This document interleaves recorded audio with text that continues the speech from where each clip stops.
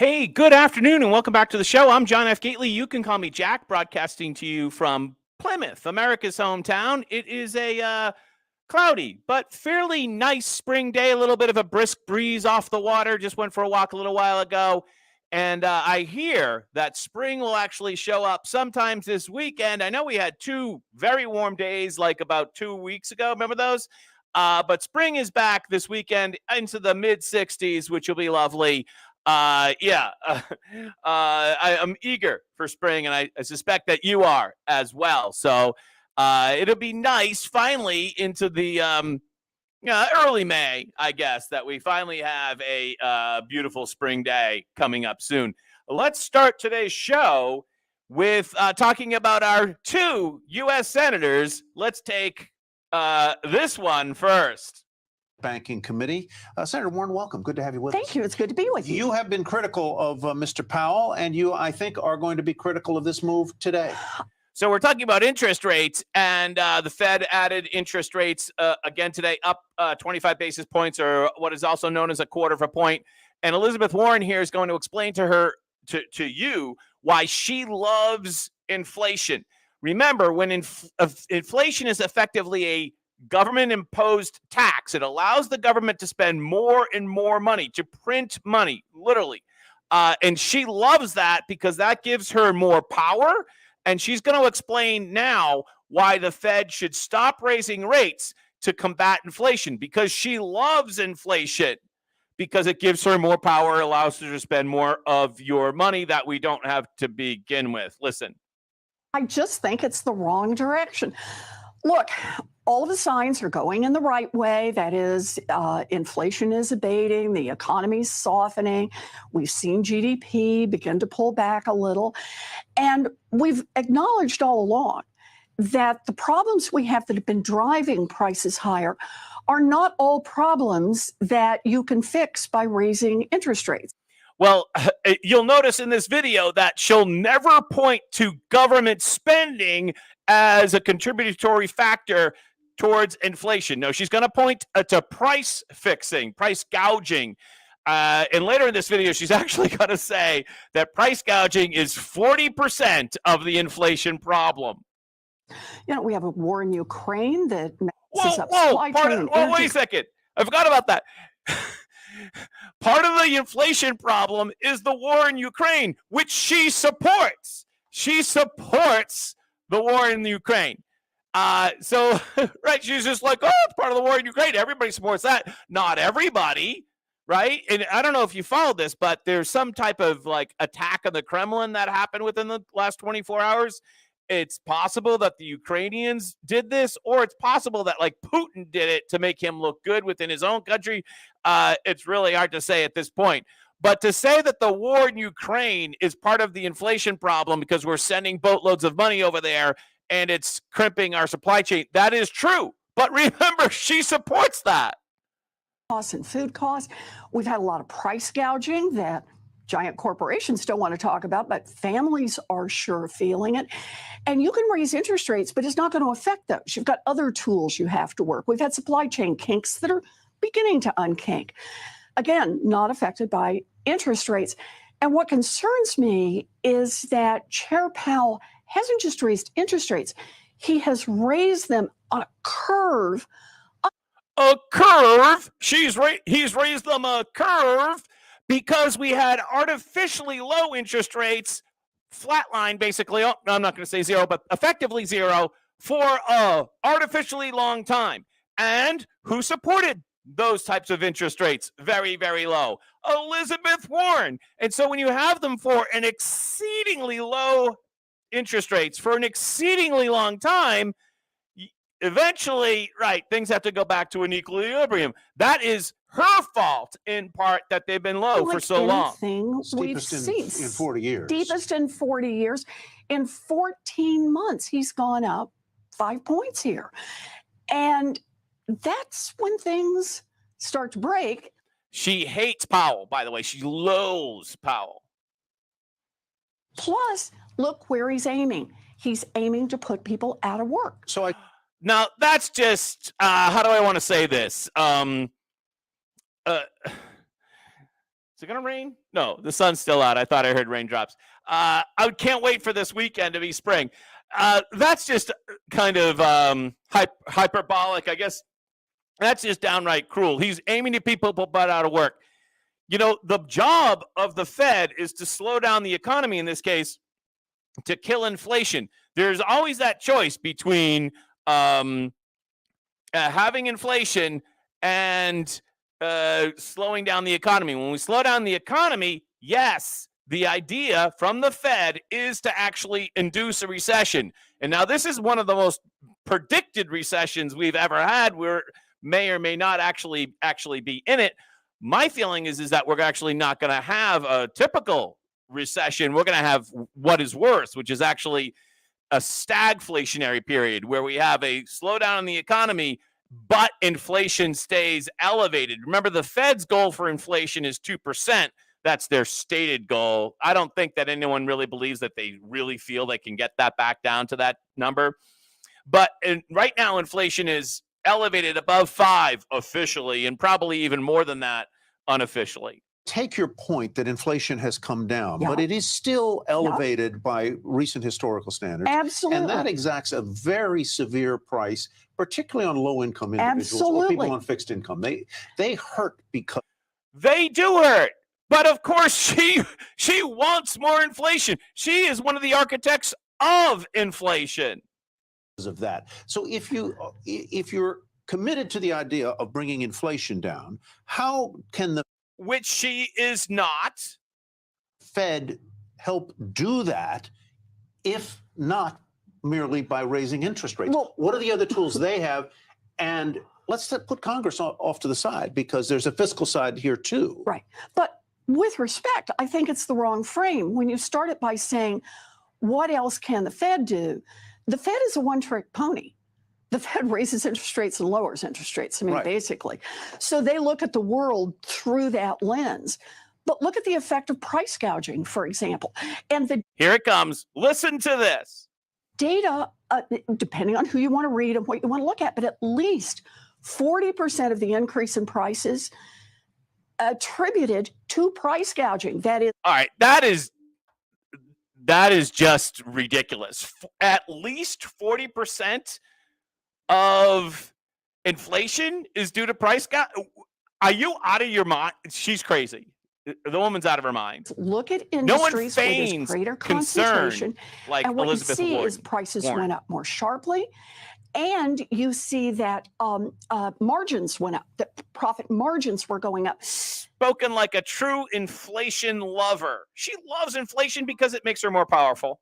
They've done more than even they should have Right. done.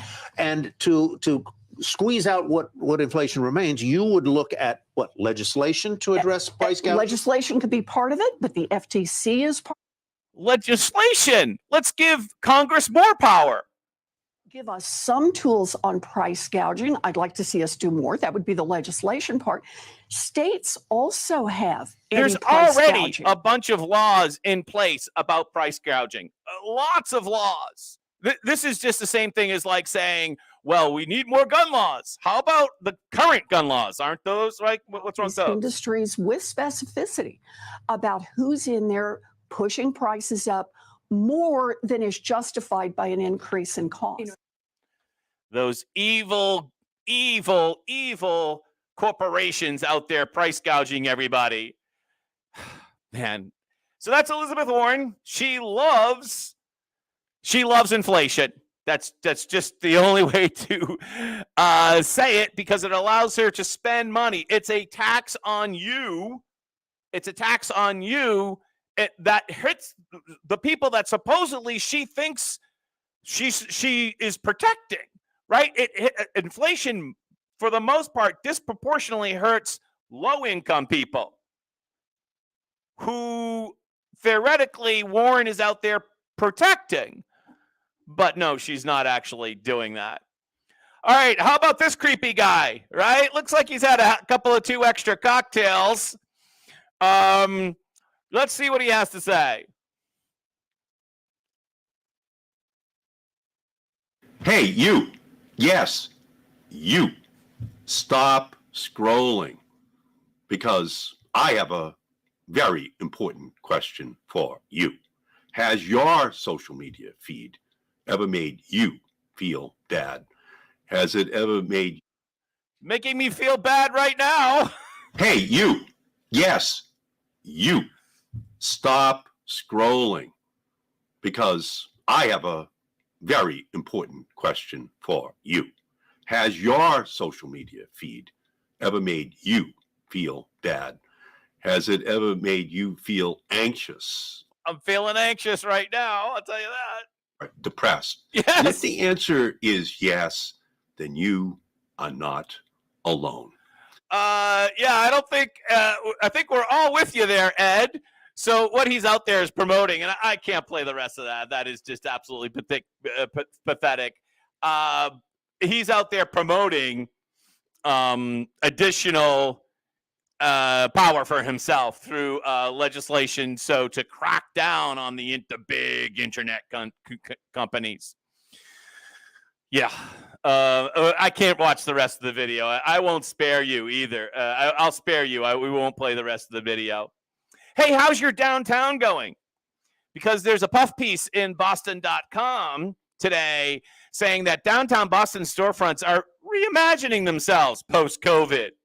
And yeah, there's a little feature here on some tea room. I'm sure that's lovely. The Silver Dove Afternoon Tea Room. Ooh, Jimmy Chow's. Those are nice. After the pandemic, there were so many empty storefronts downtown. There still are. You can't put a fast casual restaurant in all of them. This gives us an opportunity to do something different. Good luck with them. I hope they do well. There's the angle in this story that there's a transformation going on. If you count the High Street Place food court that is near Post Office Square, if you count that, we'll see if they actually survive. If you count that, there's technically more restaurants available downtown than there were in 2019, up 10%. We'll see if those places are sustainable.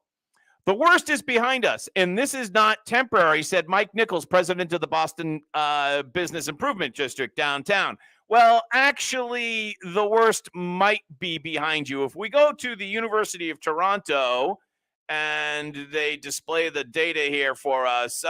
It's populating. Hold on.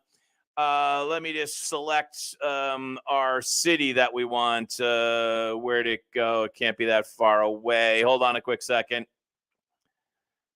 We were on the list here somewhere. Not New York.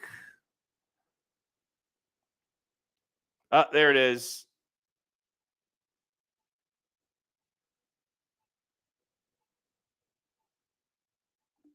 Boston. There we go. We're going to draw the line. Sorry about that delay. Hopefully they'll populate a line here. And what you're going to see is that return to Boston peaked in August of 2021. It got up to about 2/3. And now on a 11-week rolling average, and we'll just go away from this until the actual number shows up here. The graph shows up, not working. Now the actual average is right about 50%. Now, University of Toronto tracks this by looking at cell phone data in mass, not your individual cell phone data, about who's returned. Now, if you also check, and my favorite to check is Perry Commercial Real Estate, they issue a quarterly report, and they're also at about, their estimate is that about 2/3 of Boston office workers are back in their offices on a daily basis. In other words, and that includes Back Bay, which is having a little bit more of a recovery than the downtown financial district area is. And so that's not good. In the financial district, the recovery there is meager. They are at, according to Perry Commercial Real Estate, at only a 45% return to office rate. And there's a lot of places downtown that are, how do I want to say this, gone. And when you look at Q1 to Q1 of last year, their vacancy rates are up in downtown office space, suburban office space, and Cambridge office space. All of those sectors are down. So continuing to run puff pieces like they did here in the Boston Globe, saying that everything is fine, this isn't really helping anybody. they're trying to put a spin on this that, oh, stop it, Boston Globe. And trying to put a spin on this that Downtown Crossing has been reimagined for different people. But that's just absolutely not the case. Not at all. Nowhere in this article, by the way, as they mention other places that have been out of business, Forever 21 and about a bunch of restaurants. There's 6,000 empty square feet in City Hall Plaza, the curved building that goes along Congress Street there.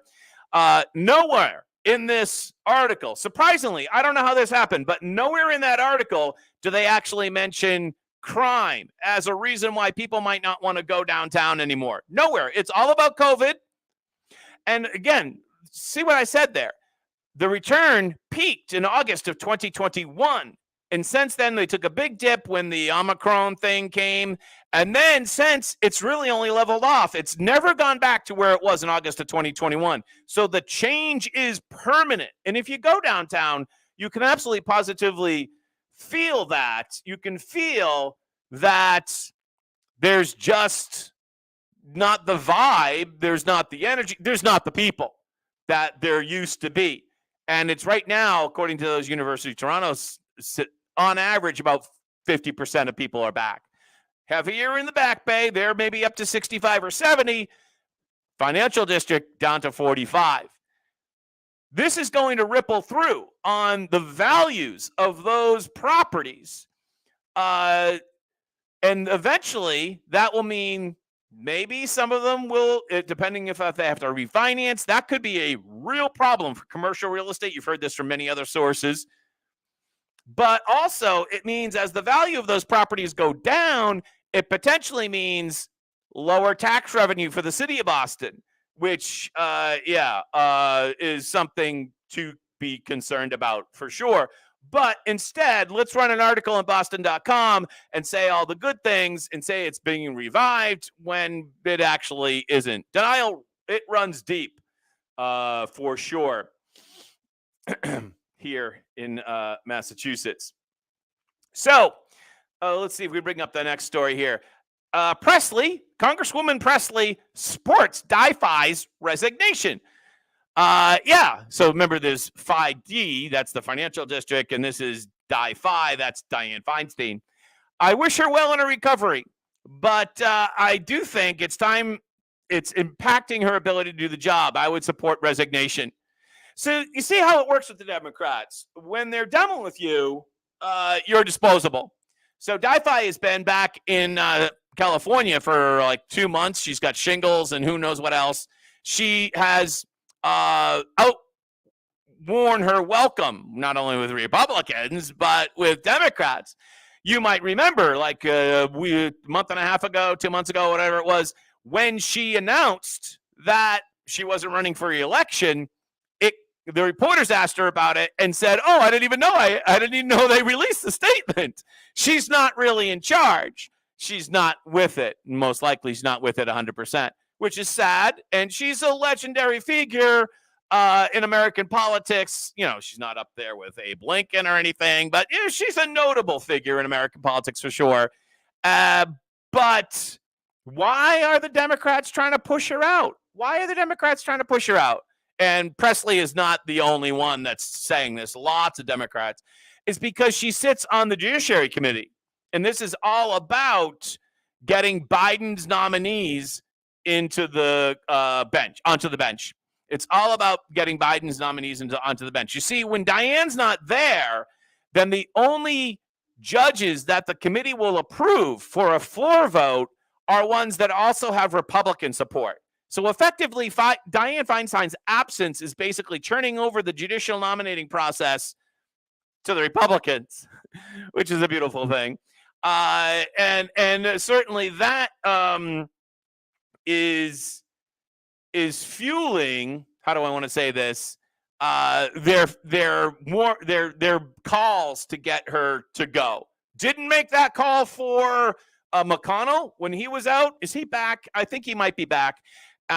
Or for Fetterman when he was out. No. It's Feinstein that's got to go.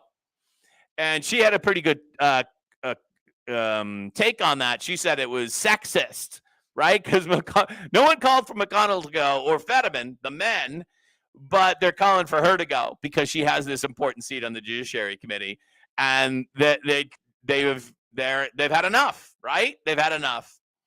All right, talking about the Judicial Committee and judges and who's going to be sitting somewhere other than others, that brings up abortion, right? Brings up abortion. And WGBH is telling us that Cape Cod and Martha's Vineyards is an abortion desert. It's an abortion desert. Wow. And of course, they can't have that. They love abortion, and they're horrified that it might be a place where you actually can't get an abortion.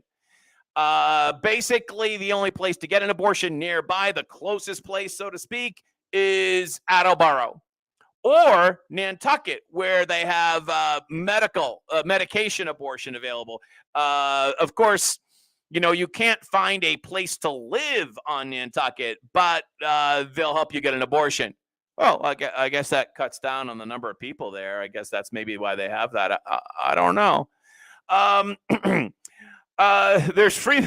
So the main purpose of this article is to say that we should have more abortion clinics everywhere and to bash crisis pregnancy centers because there's one next to the abortion clinic in Attleboro.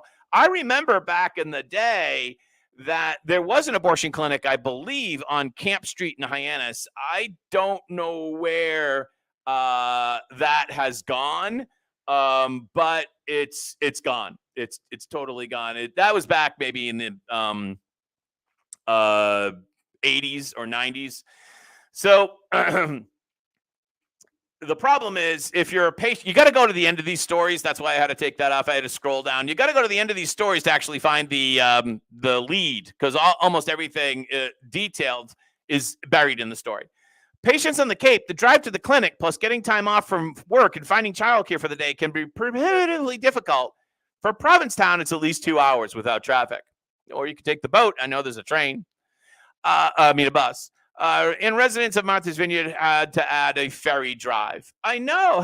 What the inconvenience? Imagine how the child feels. Oh, I gotta go 2 hours in the car to get aborted. Even with the pro-choice laws in Massachusetts, the southeastern part of the state has been called an abortion desert until now. Shortly before leaving office, Governor Baker, Governor Baker, announced grants to 11 organizations to expand abortion access. See how you got to go way down in the article to find the details there? One of them is Health Imperatives, which offers 7 health centers, including Hyannis, Wareham, and New Bedford on the islands. CEO Julia Kehoe says no matter what happens with the legal battle over the abortion pill, all 7 clinics will offer medication abortion start in July. Oh, thank God. Now, that's the lead to the story. I don't know why it's down at the bottom, but that's WGBH before. Thankfully, they'll be able to get their abortion starting July. Honestly, if the majority of early first trimester patients were now to come here and have their services a little bit more locally, we wouldn't be able to stay open. So that's the reality. We could not survive only doing surgicals. There's just aren't enough of them, I guess means doctors. So I just want people not to lose hope. I think it's so harrowing, actually, to be in this point in a time where people's rights are being taken away. It's chilling. In Massachusetts, abortion is certainly legal, but for the people on Cape Cod and Martha's Vineyard, remember, this is supposedly a objective news story. Time and distance have often been hurdles to real-world access. Again, how do you think the unborn child feels about the commute? You think they have an opinion on that? Let's find our next story. Let's go with a more lighthearted one. 3 15-year-olds accused of leading police on chase through Wellesley and Needham in stolen car. Now, this is a much better story because the lead is actually near the top. Wellesley police said an officer saw a car moving slowly on Colburn Road around 1:45 a.m. Nothing good happens at 2 a.m. is what I like to say. Ask Tiger Woods. When she approached the car, it sped away. When police ran the license plate, it had been reported stolen on Monday. The car followed into Needham where it crashed. Police got out and they caught one of the kids, but then they sent a drone up and they found the other two who still had the key fob with them. In Wellesley, right? In Wellesley. How is that possible? This is an entirely preventable crime, said the police chief. Wow. Why don't we just blame the victim, Police Chief Whittemore? Why don't we just blame the victim? After all, should you lock your car at night if it's in the driveway? Yeah. But if you don't, is that like an invitation to have someone steal the car? Well, if your car gets stolen, whose fault is that?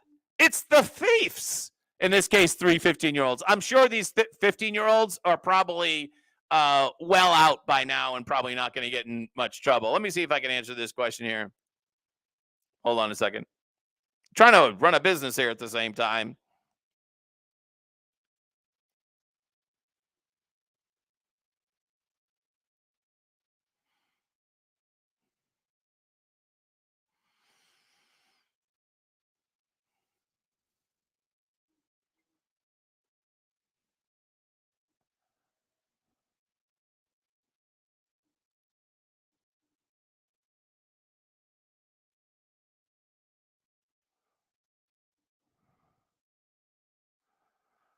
Okay. Sorry about that, but had to get that done. These things happen. I appreciate your patience. Let's see what our next story is. Much more serious here. So apparently the government, if they suspect that you've abused your kids, can come to your house and take away your kids without a warrant and without an order from a judge. I did not know that, but that's exactly what happened in Waltham last year in a case which finally these folks got their 2 kids back, but are now suing the state. Let's see if we can pull this up here.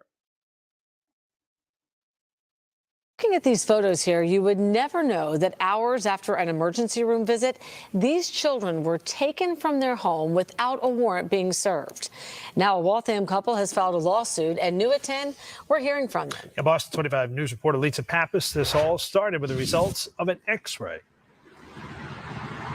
Yeah, and I asked the Waltham Police Department about this new lawsuit that was filed against them, and they handed me this statement tonight saying the city of Waltham is not yet formally notified about this lawsuit. They only just learned about it from reporters like us. Now, the family who's suing tells me they hope their lawsuit makes a difference for other families across Massachusetts. At 1 a.m. on a Saturday, there was a knock at the door. Sarah Perkins and Josh Saby will never forget that July night last year when Waltham Police and DCF took their 2 young boys from their home.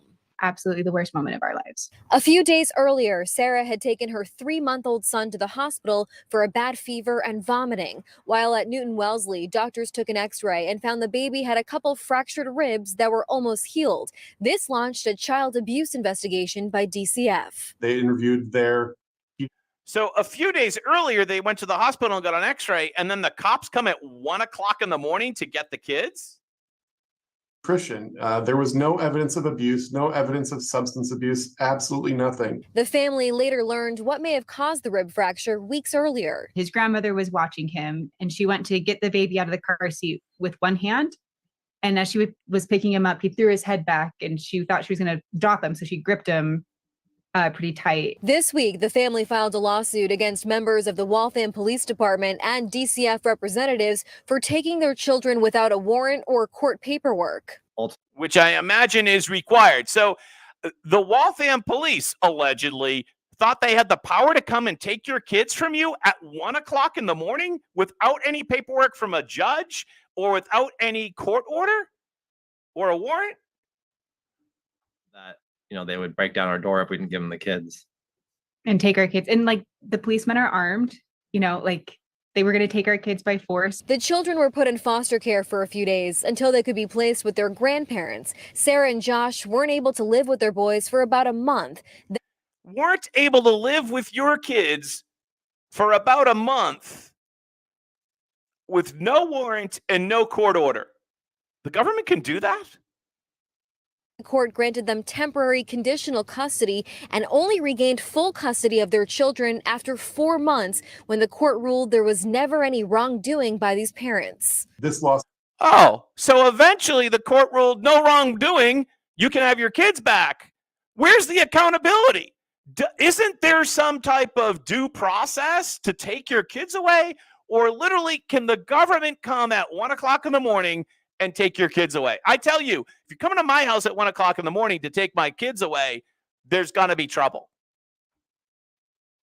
important to hold DCF and police officials accountable for what they know was unconstitutional. This family says luckily they had the means to get a lawyer and resources to get their children back after a few months, but they worry many other families may not be so lucky. We're not in it for the money, we're in it for the principle. If they came out and apologized and said they were wrong for what they did and they were going to look at trying to reform their practices so this doesn't happen again, I think that's something that we would seriously consider. It's what we really Ooh, that actually sounds like a gateway for a settlement right there.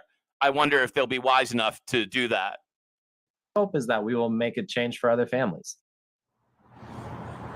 We also reached out to DCF tonight about this new lawsuit, but have not yet heard back. So, Ivan you know, Walton. you got to be careful, obviously, with child welfare. And you always want to, you know, there's a balance and mistakes can be made. You know, I get that. But there also has to be some type of basic due process, barring some type of, obviously, if there's an emergency or you have reason to believe that there's impending threat, like imminent threat, then, okay, maybe I can see past that. But other than that, I mean, really? How can that possibly happen? How can that possibly happen? I just don't understand that. Without a warrant, without a court finding, the only possibility would be if there's a belief of imminent threat. I don't know if there's that belief in that particular case. I mean, why isn't there just a basic understanding of what happened to the child and investigate it? But instead, they come at 1 o'clock in the morning to take your kids without a warrant, without due process. I hope they win. The 200-pound thing that fell on a woman at Harvard Square, Red Line stop, was meant to detect biological warfare agents in a test that ended 10 years ago. Thank you, Universal Hub, Adam, for a great headline here. Sarah Kanji reports the 200-pound frame and device that fell on a woman at Harvard yesterday was a leftover from tests conducted by the T and Homeland Security to see if the sensors could provide early biological warning attacks of an early biological attack. Well, you know what I mean. In an unusual display of T efficiency, the T actually started the tests early at Harvard, Davis, and Porter Squares to determine if the sensors worked. But then, in typical T fashion, after the test ended, the T never took the sensors down. Even after the test ended in 2013, at least not until today, the day after one of them came loose, that was supposed to be a temporary mounting. So it was up there for this temporary biological hazard thing. And and that lasted 10 years until it, heaven forbid, fell on this woman. Sorry about that. Yeah. So typical MBTA, right? Typical MBTA. Dropping stuff, leaving stuff up from a test that was from 10 years ago. You would think that at some point someone would say, hey, do we really use that thing anymore? Maybe we should take that. Doesn't look too good up there. It's kind of wobbly or something. That was for some tests that we haven't used for 3, 4, 5, 6, 7 years. No, we have to wait till 10 years until it drops on somebody. But that's the way how it works. You know, in the New York State budget, they passed a provision, an amendment I think the budget in New York State is $230 billion, $239 billion, some crazy number like that. Ours is $56 billion. In the New York State budget, they have banned the future installation of gas stoves in new construction buildings under 7 stories. In other words, single-family homes and apartments, multi-dwelling units under 7 stories. So they're not going to come and take your gas stove, at least right now, but they are going to prevent you from getting one in the future in New York State if you buy a new construction home. It's coming. So it's passed. New York State becomes the first to ensure all new buildings run on clean energy. And it didn't take long for the environmental nuts in Massachusetts to say, will it inspire Massachusetts politicians to take the same action, right? New York passes first in nation law to ban gas and other stoves. In fact, I actually put this up on my personal Facebook page, and somebody commented on this. How have the Massachusetts politicians gotten beat by the New York politicians on this? Don't we know we got to ban gas stoves? And of course, they're doing the same thing with air conditioners. They're doing the exact same thing with air conditioners.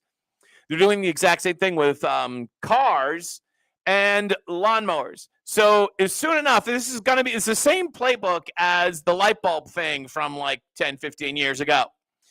They're not saying you can't have it, but what they're saying is that in the future, let me rephrase. They're not saying that they're going to take yours away, but what they are saying is in the future, we won't allow you to buy one. So it's like attrition. And that's exactly what they're doing with all those other things. Cars, here in Massachusetts, you're not supposed to be able to buy a gas-powered car after 2035. I believe that's the year. In Portland, Oregon, just the other day, they actually passed a law that says you can't deliver in certain section of downtown Portland if you have a gas-powered truck. So bit by bit, they're going to create a monopoly for gas-powered vehicles for electric-powered vehicles and for electric homes. Now, what do you think is going to happen when there's a monopoly for electric power for your car and for your house? The price is going to go through the roof. The price is going to go through the roof. That's how these things work. And also, the products won't get any better because they don't have to, because there's no competition. Do you remember the old American phrase, let's build a better mousetrap? Well, when you don't have any competition, there's no incentive to build a better mousetrap. You don't have to. All your customers are going to buy anyways. You want to talk about price gouging, Elizabeth Warren? Getting back to our first segment, when you create a monopoly for electric vehicles and for electric-powered homes, you're going to get price gouging. Shouldn't Elizabeth Warren be upset about that?